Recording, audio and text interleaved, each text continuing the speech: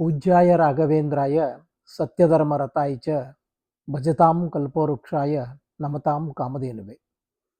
ವಿದ್ಯಾಧಿರಾಜ ಶ್ರೀ ರಾಜ S ಗುರುರಾಜಾಚಾರ್ಯವರ ಕಲಿಯುಗ ಕಲ್ಪತರು ಮೇರು ಕೃತಿಯ ಧ್ವನಿಸುರುಳಿ ಸಂಚಿಕೆ 86. ಹಿಂದಿನ ಸಂಚಿಕೆಯಲ್ಲಿ ವಾಗ್ದೇವಿಯ ದರ್ಶನ ಉಪದೇಶ ಎಂಬ ಶೀರ್ಷಿಕೆಯ ಅರ್ಧ ಭಾಗ ಕೇಳಿದಿರಿ. ಅದೇ ಶೀರ್ಷಿಕೆಯ ಉಳಿದ ಭಾಗದಲ್ಲಿಯ ವಾಗ್ದೇವಿ ವೆಂಕಟನಾಥರ ಮಧ್ಯೆ ಜರುಗಿದ ಸಂಭಾಷಣೆಯ ಮುಂದುವರಿದ ಭಾಗದ ಸಂಚಿಕೆ 86 ಇದೀಗ ನಿಮಗಾಗಿ. ವಾಗ್ದೇವಿ ಮಂದಹಾಸ ಬೀರಿ, ಅಂತೂ ನಿನ್ನ ಮನಸ್ಸು ಬದಲಿಸಿ ಕರ್ತವ್ಯಪರನಾಗುವಂತೆ ಮಾಡಲು ನಾನೇ ಬರುವಂತೆ ಮಾಡಿದೆಯಲ್ಲ ವತ್ಸ. ನೀನು ತುರ್ಯಾಶ್ರಮವನ್ನು ಸ್ವೀಕರಿಸಲು ಒಪ್ಪಿದ್ದೀಯೆ. ಒಂದು ವೇಳೆ ನೀನು ಒಪ್ಪದೆ ಪರಮಹಂಸನಾಗದೇ ಇದ್ದರೆ ಎಂಥ ಅನರ್ಥವಾಗುವುದು ಬಲ್ಲೆಯ? ಆಗ ವೆಂಕಟನಾಥರು, ಹೇಳು ತಾಯಿ. ವಾಗ್ದೇವಿ, ಆಚಾರ್ಯ, ನೀನು ಸನ್ಯಾಸಿಯಾಗದಿದ್ದರೆ ಲೋಕದಲ್ಲಿ ವೇದ ವಿಮರ್ಶಾ ಸಹಿತವಾದ ವೇದಾಂತ ಶಾಸ್ತ್ರವು, ಅನಾದ್ಯವಚ್ಛಿನ್ನ ಪರಂಪರಾ ಪ್ರಾಪ್ತ ವೈದಿಕ ಸದ್ವೈಷ್ಣವ ಸಿದ್ಧಾಂತವು ಹೇಳ ಹೆಸರಿಲ್ಲದಂತಾಗುವುದು. ವೇದಾಂತ ಗ್ರಂಥಗಳು ನಷ್ಟ ಸೂತ್ರವುಳ್ಳದ್ದಾಗಿ ಮೂಷಕಗಳಿಗೆ ಆಹಾರವಾಗಿ ಮಾಯಾವಾದಿಗಳು ಹೇಳುವ ನಿರ್ಗುಣ ಬ್ರಹ್ಮನಂತಾಗುವವು. ಮೀಮಾಂಸಾ ಶಾಸ್ತ್ರದಲ್ಲಿಯೇ ವಿಮರ್ಶೆ ನಡೆದು ಕರ್ಮ ನಿರ್ಣಯವಾಗಬೇಕಾಗುವುದು. ಬ್ರಹ್ಮಸೂತ್ರ, ನ್ಯಾಯಸುಧಾದಿ ಗ್ರಂಥಗಳಿಗೆ ವ್ಯಾಖ್ಯಾನಗಳನ್ನು ವೈಯಾಕರಣಿಗಳೇ ಮಾಡಬೇಕಾಗುವುದು.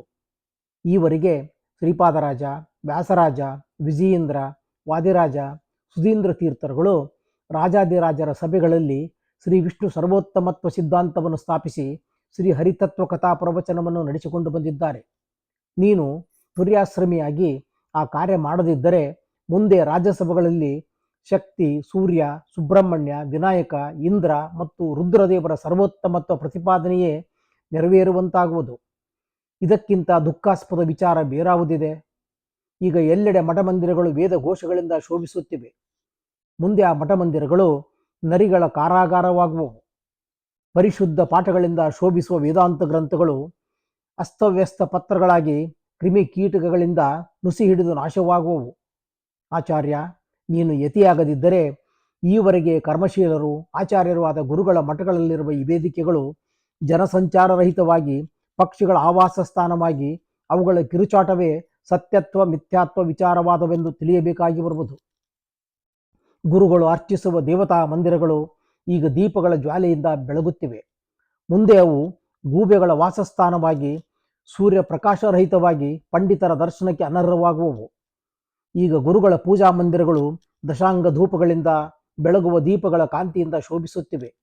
ನೀನು ಸನ್ಯಾಸಿಯಾಗಿ ಅವುಗಳನ್ನು ಮುಂದುವರಿಸಿಕೊಂಡು ಹೋಗದಿದ್ದರೆ ಅದು ಅಗ್ನಿಮುಖಿ, ಅಂದರೆ ಕೊಳ್ಳಿ ದೇವಗಳ ದೀಪದಿಂದಲೇ ಪ್ರಕಾಶಿಸಬೇಕಾಗುವುದು. ಈಗ ದೇವಮಂದಿರದ ವಿತಾನಗಳಲ್ಲಿ ಕಟ್ಟಿರುವ ಕೇತಕಿ ಕುಸುಮಗಳ ಧೂಳಿ ವೃಂದದಿಂದ ಬೆಳ್ಳಗೆ ಪ್ರಕಾಶಿಸುವ ಆ ಮಂದಿರಗಳು ಮುಂದೆ ಬೀದಿಯ ಕರಿಯ ಕೆಂದುಹುಳುಗಳಿಂದ ತುಂಬಿ ಶೋಚನೀಯ ಸ್ಥಿತಿಗಿಳಿಯಬೇಕಾಗುವುದು. ವೆಂಕಟನಾಥ, ನೀನು ಪರಮಹಂಸನಾದರೆ ನನಗಾಗುವಷ್ಟು ಸಂತೋಷ ನೀನು ಗೃಹಸ್ಥಾಶ್ರಮಿಯಾಗಿದ್ದಲ್ಲಿ ಉಂಟಾಗುವುದಿಲ್ಲ.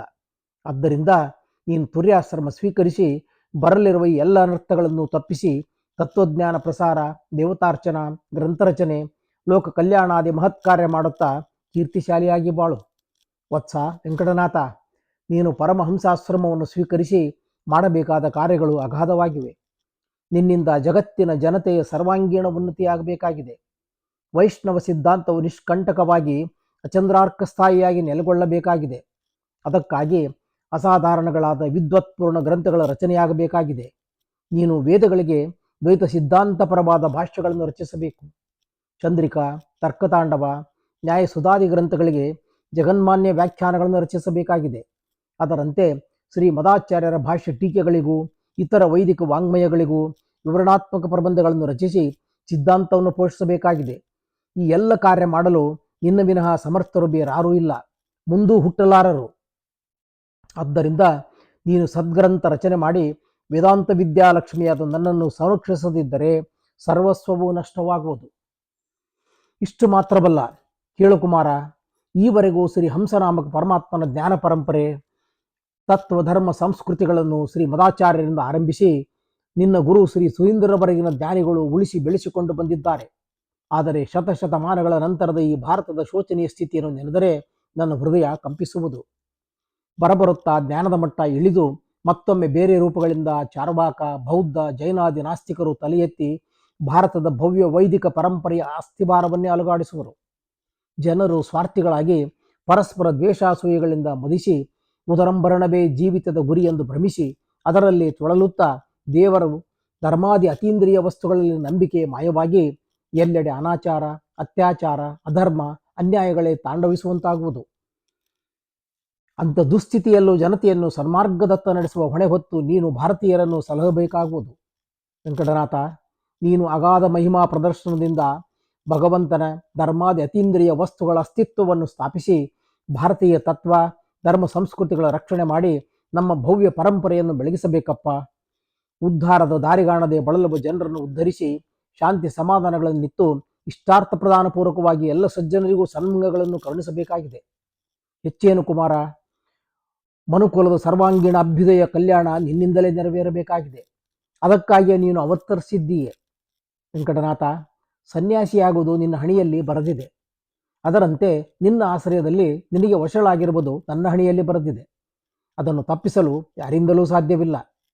ಕುಮಾರ, ಶ್ರೀಹರಿಯ ಭಕ್ತಾಗ್ರಣಿಯೂ ಜ್ಞಾನಿಯೂ ವಿಶ್ವಬಂಧುವೂ ಆದ ನೀನು ತಡ ಮಾಡದೆ ಪರಮಹಂಸಾಶ್ರಮಿಯಾಗಿ ವಿದ್ಯಾ ಸಾಮ್ರಾಜ್ಯ ಲಕ್ಷ್ಮಿಗೆ ಒಡೆಯನಾಗು. ಶ್ರೀ ಸರಸ್ವತಿ ದೇವಿಯ ಉಪದೇಶದಿಂದ ಪುಲಿಕಿತಾಂಕರಣರಾದ ವೆಂಕಟನಾಥರು, ದೇವಿ, ನಿನ್ನ ಅಪ್ಪಣೆಯಂತೆ ವರ್ತಿಸುತ್ತೇನೆ. ಆದರೆ ನನಗೊಂದು ಸಂದೇಹವಿದೆಯಮ್ಮ ಎಂದರು. ವಾಗ್ದೇವಿಯು ನಕ್ಕು, ಅದೇನು ನಿನ್ನ ಸಂದೇಹ ಎಂದು ಪ್ರಶ್ನಿಸಿದರು.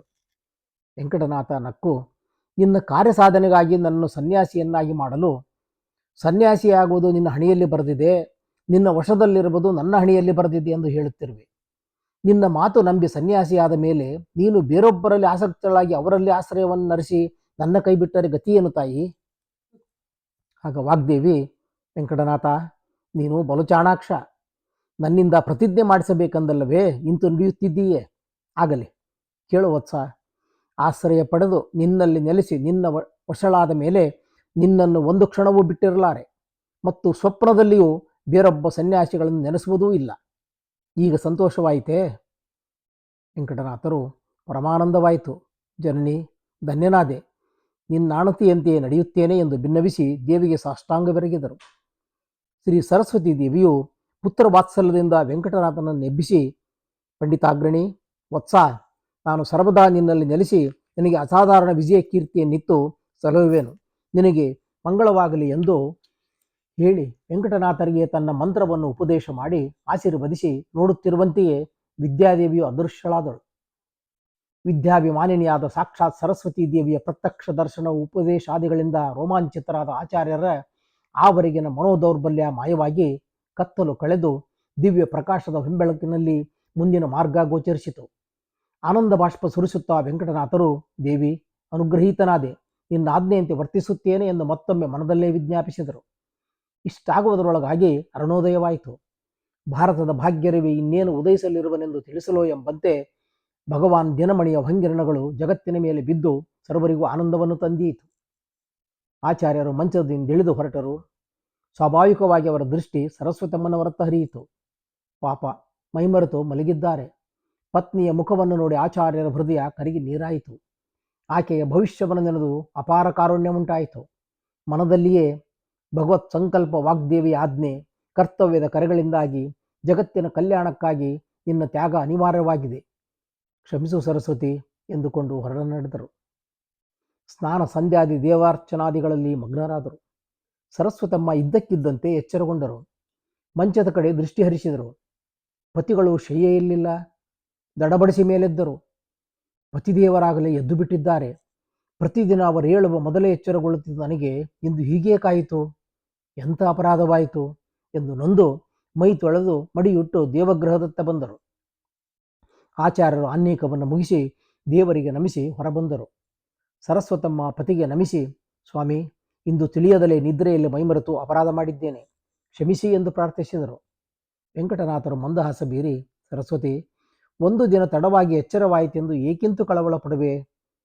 ನಾನು ಶ್ರೀಮಠಕ್ಕೆ ಹೋಗಿ ಬರುತ್ತೇನೆಂದು ಹೇಳಿ ಹೊರಟರು. ಇಂದು ಹಿಂದಿನ ದಿನದ ದುಗುಡವನ್ನು ಪತಿಯ ಮುಖದಲ್ಲಿ ಕಾಣದೆ ಸರಸ್ವತಮ್ಮ ಸಮಾಧಾನದ ನಿಟ್ಟುಸಿರು ಬಿಟ್ಟು ಮನೆಗೆಲಸದಲ್ಲಿ ತಲ್ಲೀನರಾದರು.